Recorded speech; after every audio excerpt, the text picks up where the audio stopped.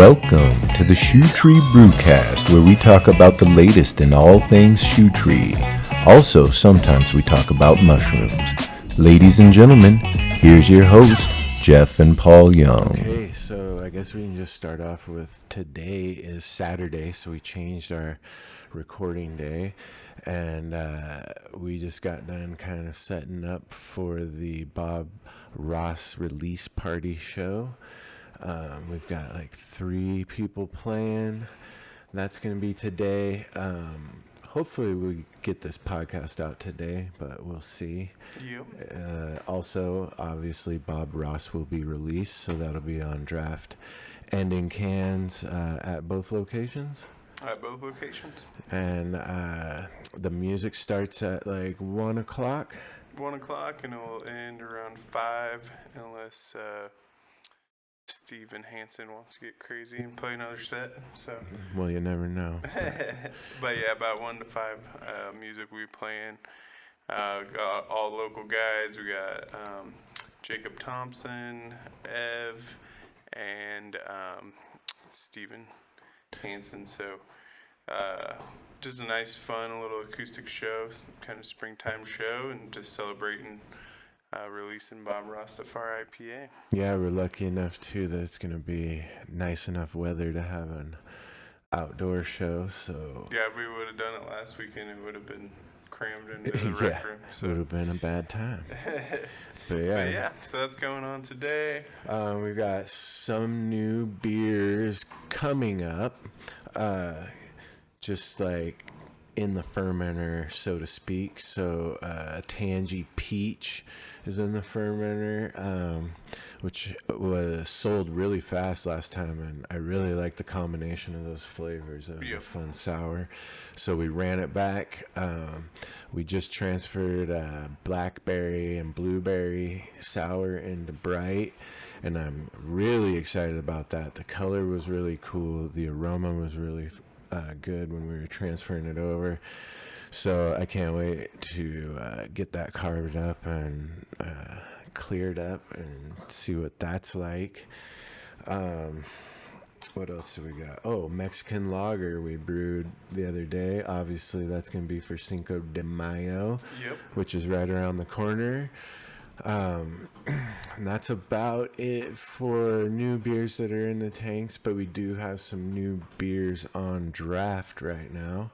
Yeah, we have the Helping Handle ESB benefiting the Bonner family. So if you guys haven't seen that, check that out and go to their GoFundMe and see that. And then we're also working on a day where you'll be able to have like a raffle, and some of the bartenders want to volunteer to donate their tips that day. So nice. And if you don't know what the Helping Handle is, that's a little project we started almost when we first started open, or when we first got open. And essentially what we do is we make a beer, we pick a beer, and that beer, all sales, 100% of the profits for that beer go to said cause. In this case, it's the Bonner family.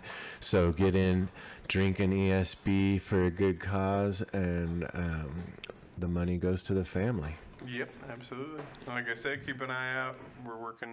It might be a Thursday or it might be a Saturday. We're kind of talking to some of the bartenders out of Minden who want to volunteer their time. So we just want to make sure that all lines up, and hopefully have some music on that day too. So it'll be like kind of like a mini event. But nice. So that'll be coming up. Keep an eye on that. And then also coming up, CVP Brewed in Minden will be back. That's right. I forgot about that. And then Eddie of All Trades is waiting for a spot now. And that's like 2 6-barrels, so like 10 gallons each location. So when you see that get posted, that was your jam, make sure you come. Yeah, and Eddie of All Trades was a big red, right? Imperial red. Yeah. So yeah, that's what's coming up. Like we said, we switched Thursdays. Kind of behind the scenes is just when our distributor picks up, and so there's just a lot going on that day. So we decided to switch up the days so that we aren't missing all the time, because we're kegging beer, canning beer, Right. trying to get an order ready, or Yeah, it was getting hard to record the podcast, and especially when we were a little bit behind, it was like, maybe if we move it to a Saturday, you might catch a plane going over. Don't know if you got that audio. But yeah, we move it to a Saturday, that frees us up and takes a lot of pressure off us. So we're going to try this out, see how it works. Yeah. There's, before we jump to 10 Gallon, I'm sure you guys have all seen the sail shades we had at Carson. They're getting kind of replaced by a more robust version.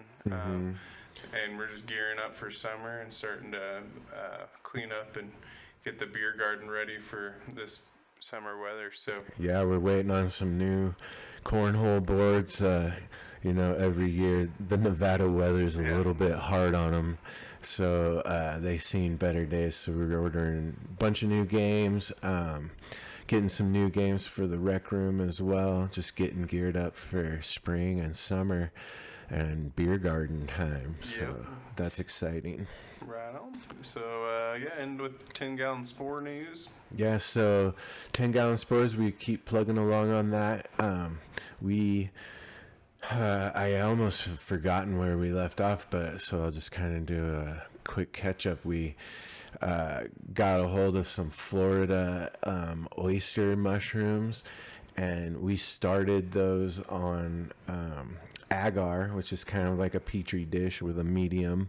Then you put the spores to it, and those grow, and then as they grow and inoculate that petri dish, you can take some of the more healthier sections and then transpose them to another agar plate, and that also cleans up, because spores are inherently dirty. You're going to get some mold and other stuff with it. It allows you to isolate the spores that you want, or the mycelium that you want.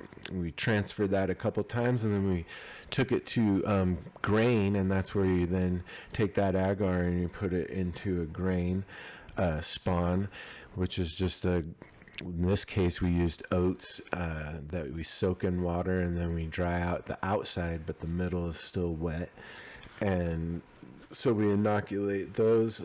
That took really well. This Florida oyster has just been a rapid colonizer, so that took super quick. We then took that block of grain, crushed it up, and then divided it into 3 blocks of substrate. Those are now almost fully colonized and will most likely be going into the fruiting tent today if I get time, if not probably tomorrow.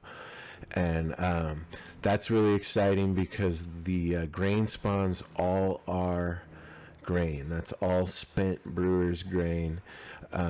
Different variations or different kind of recipes of it, but just to see what works best. Some with some nutrients, some without, just trying different things. But if we get good sized fruit off of those, it'll be a real milestone for us. So we're excited about that. Yep, super exciting, and yeah, good. It's cool to see the grain spawn kind of taking off. We've done it with, it's called the shoebox before, and it colonized, but never really fruited.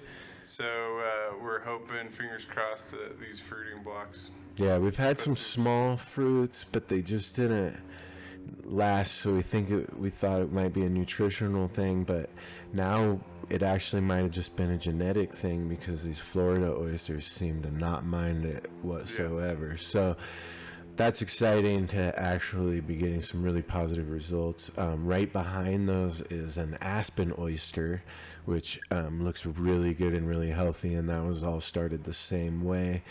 And then behind those, if you remember, we posted some pink oysters and some king oyster mushrooms.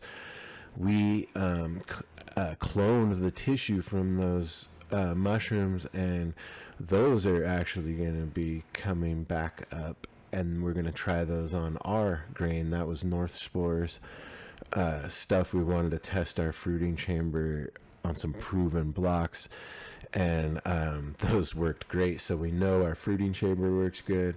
Now we want to try them on the spent grain from Shoe Tree, and just really positive stuff. So we're really excited. We've had a number of failures and setbacks, and this is like the closest I think we've come to having a real breakthrough. So I'm excited about that.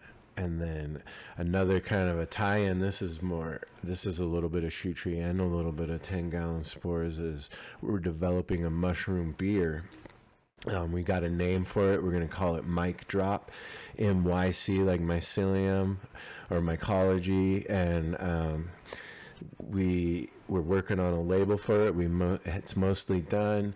We're writing the recipe for the beer. We're going to probably do a couple test runs before we dial in on exactly what we want. But we're looking at some different mushrooms and what to use, what kind of flavor profiles we want. And that's really exciting too. So, kind of stay tuned for that, because we'll probably do some tastings on here and do some fun stuff. And Absolutely. so, and that's about it for 10 Gallon Spores. Hopefully this was just a quick podcast, and we'll get this downloaded and get it out to you on Saturday. Absolutely. All right. Thanks. Cheers, guys. Cheers.